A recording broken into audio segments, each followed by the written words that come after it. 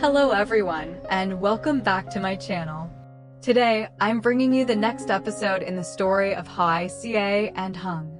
In the previous episode, Hoài Ca went through exhausting and emotional moments during childbirth to welcome her baby into the world.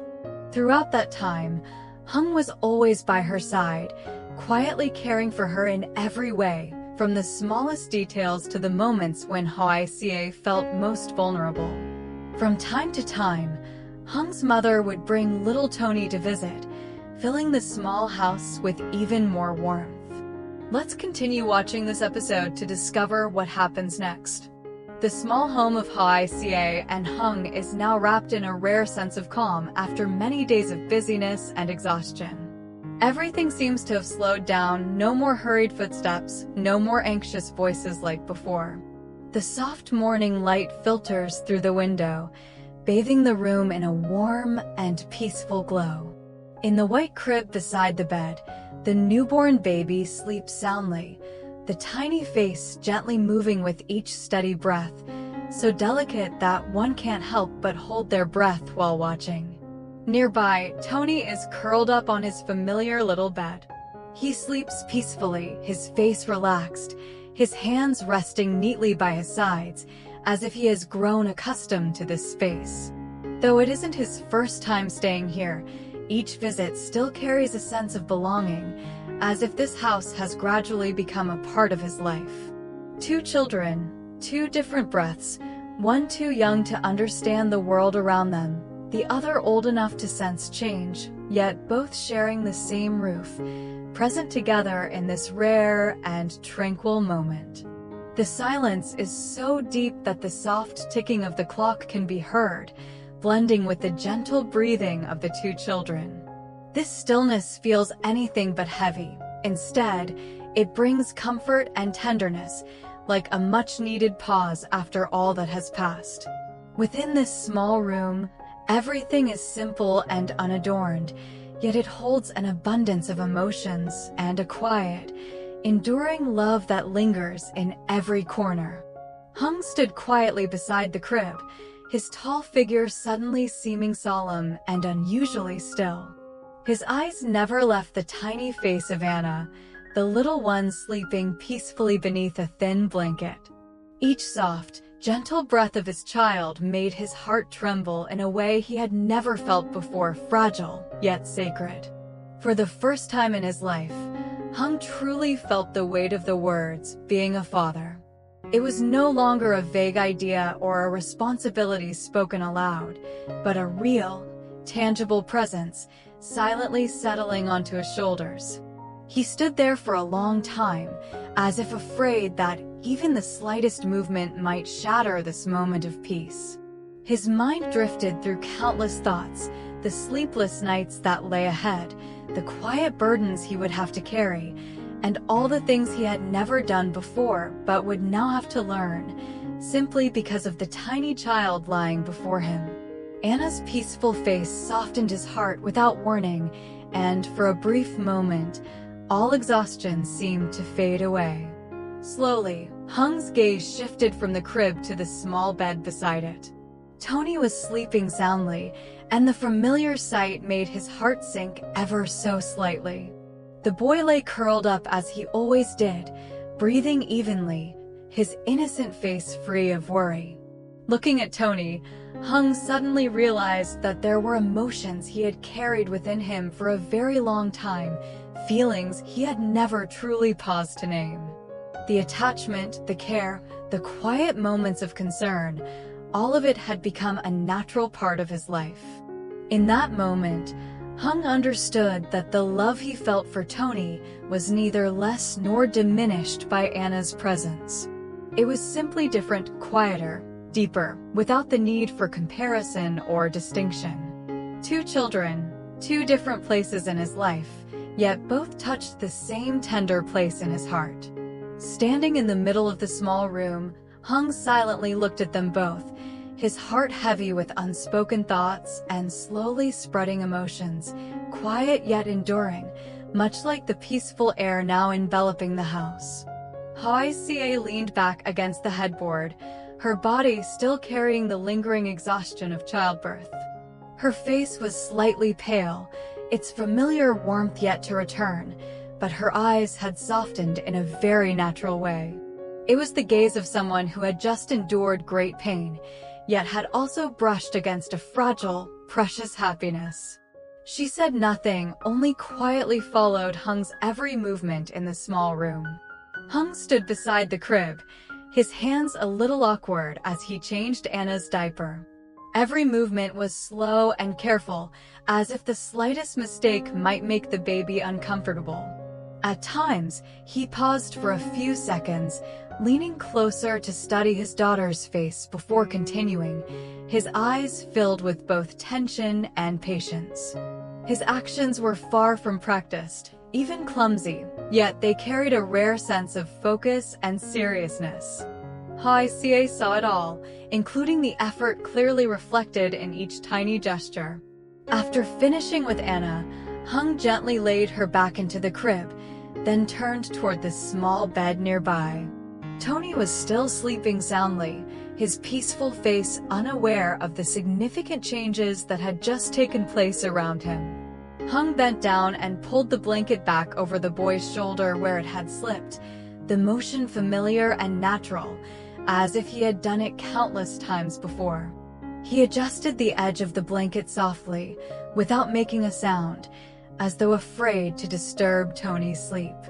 All of this unfolded in silence, without a single word, yet it gently warmed Hoài Ca's heart.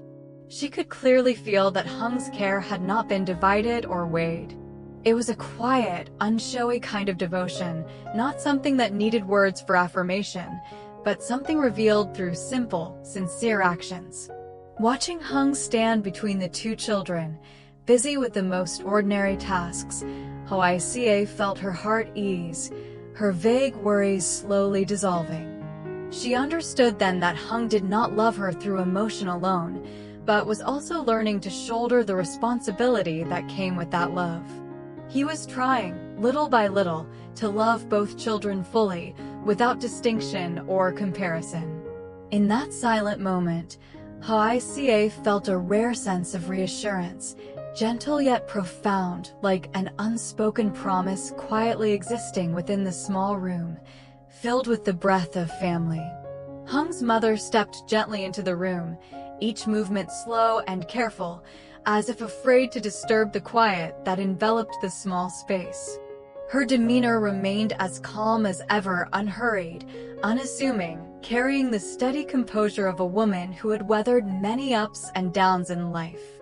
Her gaze briefly passed over Hoài Ca leaning against the bed, pausing for a moment like a silent inquiry, before turning toward the crib beside the bed.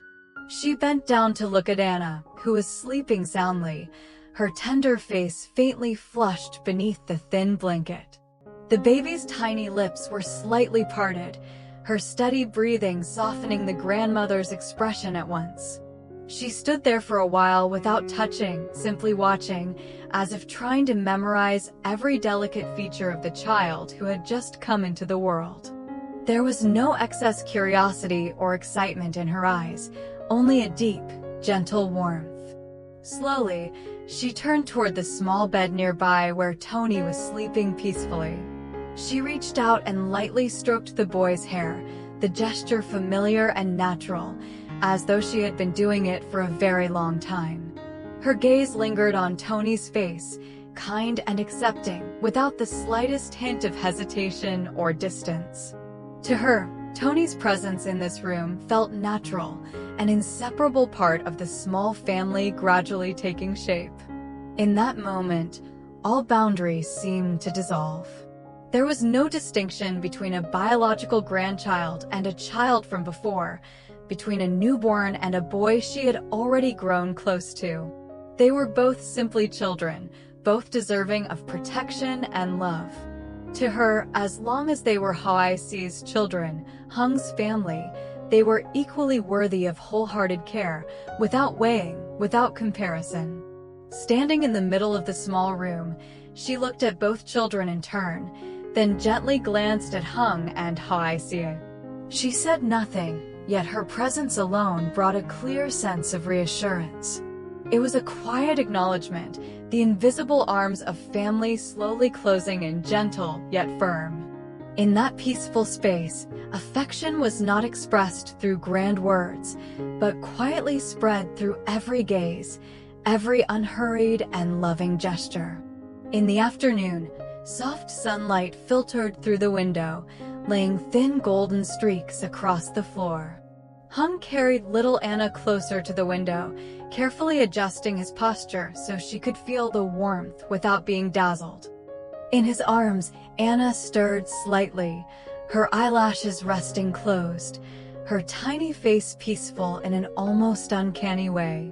Hung stood still for a moment, feeling the gentle warmth spread across his child's skin, his heart filling with a feeling hard to name, tender and sacred all at once. Tony trotted along behind him, his small footsteps echoing softly. The boy stood close to Hung, tilting his head with curiosity as he looked at the baby girl cradled in his arms. Tony's eyes shone with clear excitement, a mix of unfamiliarity and delight, as if he were trying to memorize this image. From time to time, he rose onto his toes, wanting a better look at Anna's tiny face. The atmosphere grew soft and unhurried, everything unfolding in the most natural way. Hung bent down to Tony's level, still holding Anna, his voice lowered, gentle and slow. He told Tony to learn how to love his little sister, to protect her not just with words, but through his actions. There was no sternness or pressure, only a simple, sincere reminder. Tony listened intently, then nodded vigorously, his movement a little clumsy but firm, as if to show that he truly understood. That moment made Hoài Ca, standing behind them, pause slightly before breaking into a smile filled with joy and quiet emotion rising in her chest. In the days that followed, the small house became livelier than ever. It was no longer defined by its familiar stillness, but by sounds weaving through each day. Anna's soft, fragile cries came in gentle waves, blending with Tony's clear laughter as he ran around the house or chatted excitedly. These sounds, seemingly scattered, came together to form a rhythm of life, genuine and intimate, of a small family slowly becoming whole. Hung began to adjust to shortened nights and to soothing a newborn still so delicate and new to the world. At times he fumbled, at times exhaustion was written plainly on his face, yet he remained patient. Between caring for Anna, he still made time to play with Tony, listening to the boy's innocent chatter, comforting him when he felt neglected or sought attention. He tried his best to make sure no one was overlooked, even in the smallest moments. Though his body felt worn down from lack of sleep, and there were times when he was so tired he simply wanted to sit still for a long while, Hung felt strangely fulfilled inside. The exhaustion did not discourage him. Instead, it came with a quiet sense of warmth and reassurance. Amid these very ordinary, everyday concerns, Hung gradually came to understand the true meaning of a home, a place that needs no grand promises, only presence, day after day, and the willingness to try for one another. Evening settled in gently, and the small house gradually sank into its familiar quiet after a long day.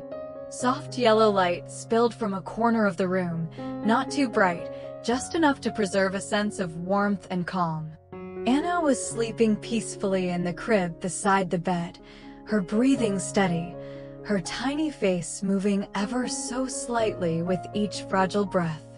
Tony had also drifted into a deep sleep on his familiar little bed, his peaceful posture as if the world around him no longer held a single worry.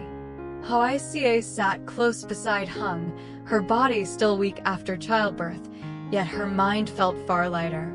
She slowly rested her head against his shoulder, not needing to speak right away, simply quietly absorbing the familiar warmth of the man beside her. In that moment, all exhaustion seemed to be set aside, replaced by a rare sense of peace she had longed for in recent days.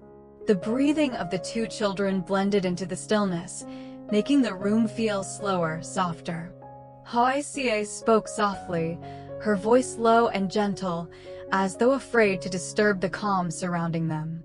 She said that just seeing their children sleeping so peacefully and safely like this made all the hardship and pain she had endured feel much lighter. Not because those struggles had disappeared, but because they had become worthwhile.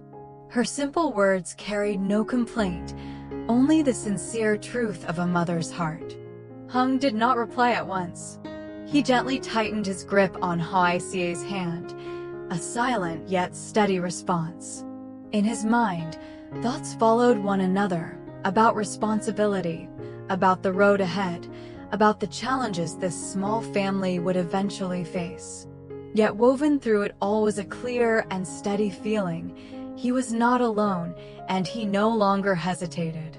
Looking toward the two children sleeping soundly, Hùng silently promised himself that he would protect this family, protect Hoài Ca, protect little Anna and Tony, not with words alone, but with his presence and the sincerity of his entire life.